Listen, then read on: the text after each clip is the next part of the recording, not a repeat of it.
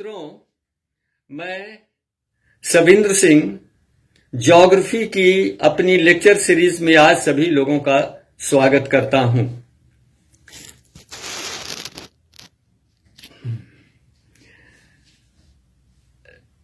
तापीय संकल्पना के विपरीत कई आपत्तियां प्रस्तुत की गई हैं।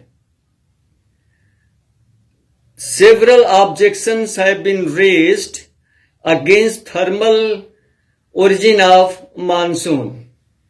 Today, I will discuss on the dynamic concept of origin and mechanism monsoon. Certain objections have been raised against the validity of thermal origin of monsoon. Number one, the heat loss cannot be generated because of thermal conditions, because if they are thermally induced, they must be stationary at their places at least for some time, but they are not. इस तापीय संकल्पना के विरोध में कई आपत्तियां उठाई गई हैं। नंबर एक, ये जो निम्न वायुदाब केंद्र हैं ये ताप जनित नहीं हो सकते हैं। अगर ये ताप जनित होते तो इनको अपने स्थान पर कुछ समय के लिए स्थिर होना चाहिए, जो कि स्थिर नहीं है, गतिशील होते हैं। And therefore these centers of low pressure are actually the low pressure associated with tropical cyclones. ये जो निम्न वायुदाब के केंद्र हैं वास्तव में उष्णकटिबंधीय चक्रवातों से संबंधित निम्न वायुदाब के केंद्र होते हैं। नंबर तीन, यदि धरातल पर मानसून की उत्पत्ति तापीय कारणों से होती है तो ऊपर वायुमंडल में, क्षोभ मंडल में इसके विपरीत वायु संचरण होना चाहिए, जबकि ऐसा नहीं है। If the monsoons are originated due to thermal conditions on the earth's surface, there must be anti-monsoon in the troposphere and stratosphere. Number चार, कई ऋतु वैज्ञानिकों ने अन्वेषण के दौरान ये पाया कि क्षोभ मंडल और ताप मंडल में मानसून हवाओं की पेटियों में और दबाव में मौसमी स्थानांतरण होता है। Some of the meteorologists have discovered that in the troposphere and stratosphere there is also seasonal shifting of wind and pressure belts, and the air circulation in the upper atmosphere has been named as aerological monsoon or upper air monsoon by these meteorologists. इन ऋतु वैज्ञानिकों ने वायुमंडल के ऊपरी भाग में पवन संचरण का नामकरण एयरोलॉजिकल मानसून या अपर एयर मानसून किया है।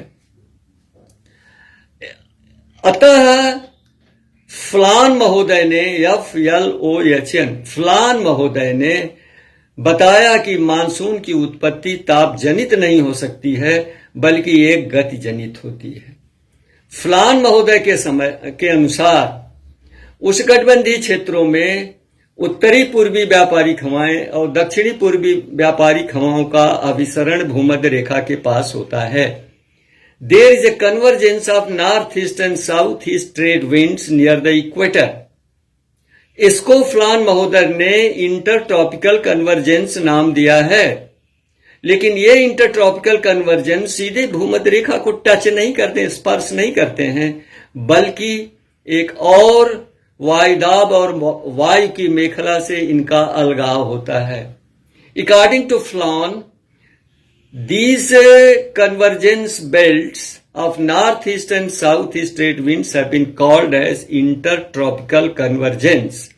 But these ITC, intertropical convergence, does not reach equator directly. Rather, these are separated by a narrow belt of pressure and wind and this narrow belt is named as doldrum, and there is west to east wind circulation that has been called equatorial westerlies. तो इस जो है ITC inter tropical convergence belt का भूमध्य रेखा तक पहुंच नहीं होती है, बल्कि इनका एक वायुदाब और वायु की पेटी से अलगाव होता है, जिसको डोल्ड्रम की पेटी कहते हैं। ये भूमध्य रेखा से 5 अंश उत्तर और 5 अंश दक्षिण होती है।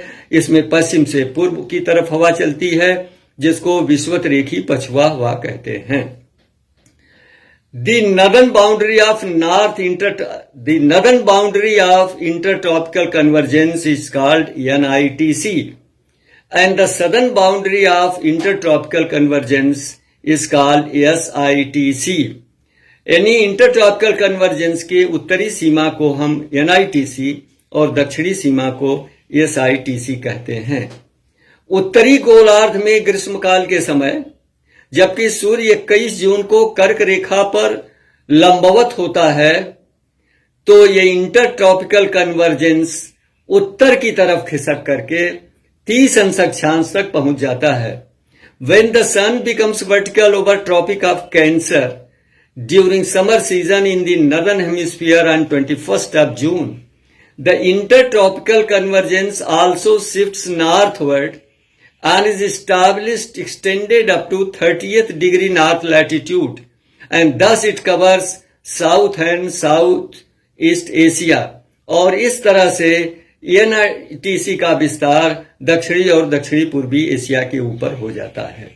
अतः डोल्ड्रम की पेटी भी उत्तर खिसक जाती है, तो उसकी विषुवत रेखी पछुआ हवाएं दक्षिणी और दक्षिणी पूर्वी एशिया पर स्थापित होती हैं।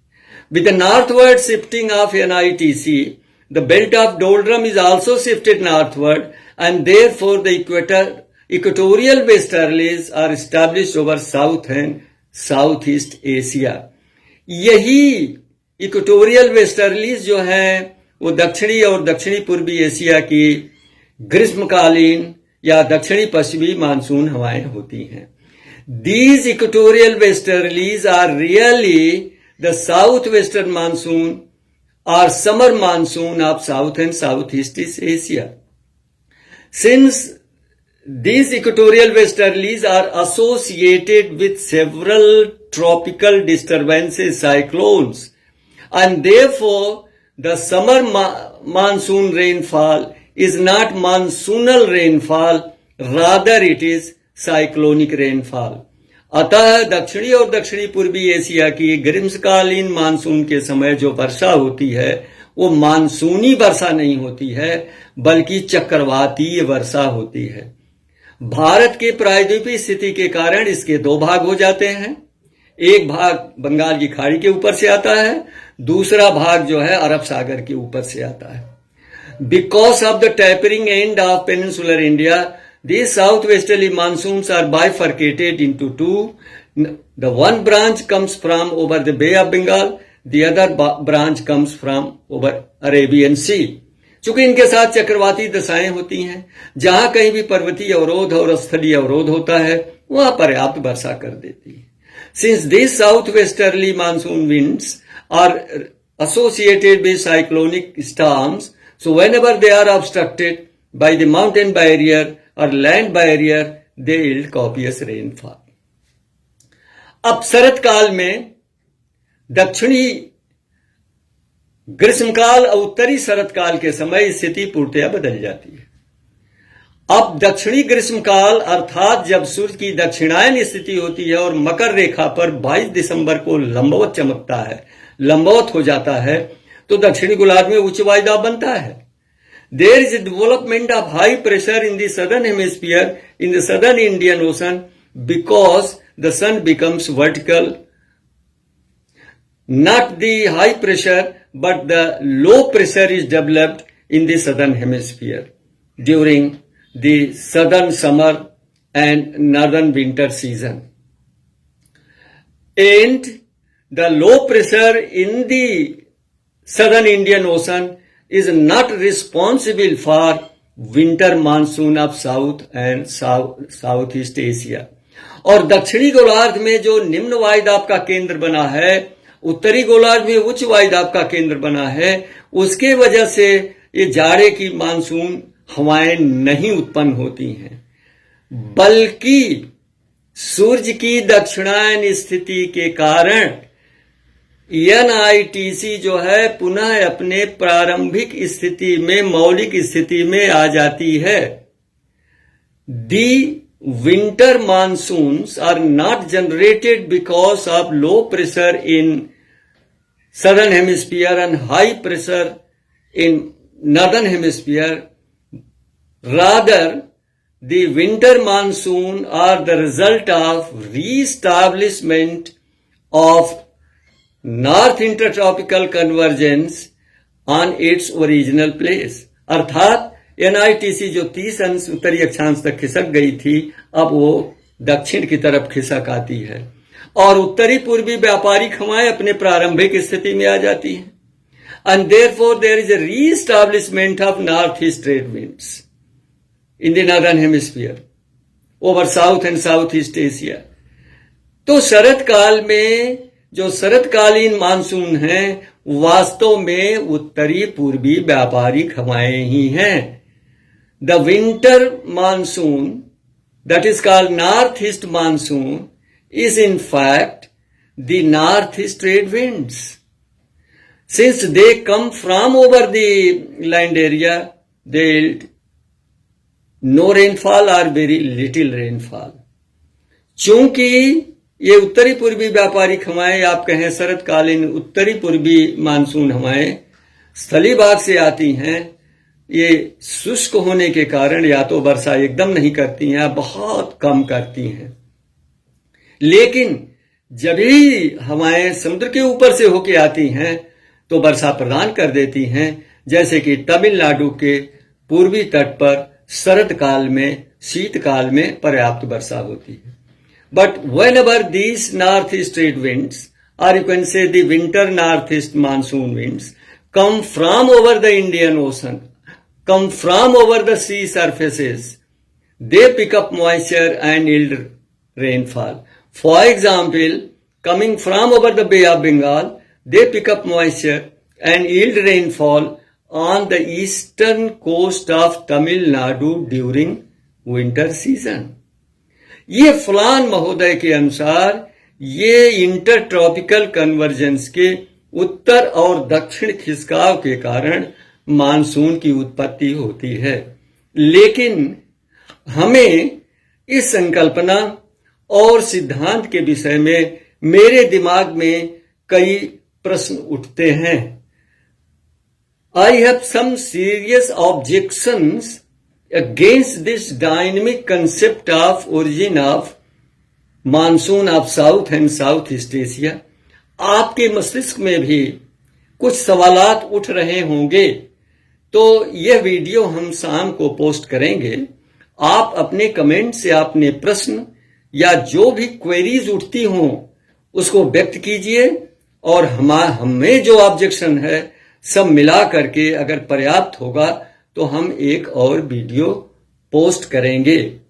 आज के लिए बस इतना ही। धन्यवाद।